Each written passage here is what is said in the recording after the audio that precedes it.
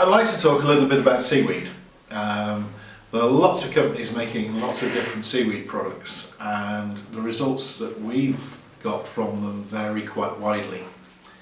First of all, there are many different types of seaweed, but the two which seem to be most prevalent in agriculture and horticulture are the kelp species, the laminaria species. There are over 70 of those, and ascophyllum. The difference being laminaria species grow in deep water, warm water. They're harvested from boats, washed and then processed.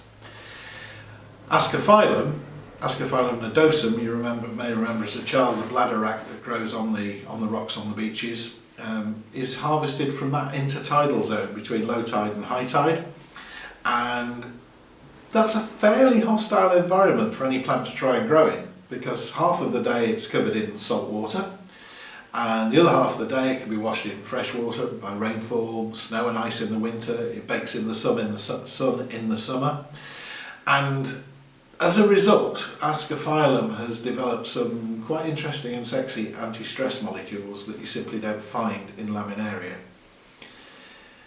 People talk about the nutritional value of seaweed. Well, it's just rubbish. There isn't any. There's tiny amounts of things like iodine in seaweed, but it is totally insignificant. If you want nutrients in seaweed, then you've got to add them as part of the formulation and production. A lot of the seaweed is extracted sympathetically, and some of it is extracted unsympathetically. Basically what you do, you make a seaweed smoothie, then you burst the cells because it's the cell content you want. The rest of it is just cellulose. You spin that off, get rid of it, use it as a soil conditioner, whatever. But the cell contents contain growth hormones, depending on what time of year you harvest them. Some of these long chain, very interesting molecules that I talked about, things like laminarin, phosphoidan, you've got oligosaccharides, you've got alcohol sugars, all of which the plant can absorb and use as intermediates for growth.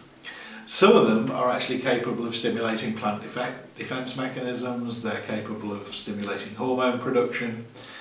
But the problem we all have with seaweed is reliability. You can spray 2 fields with seaweed on the same farm, and one will react positively and the other one won't.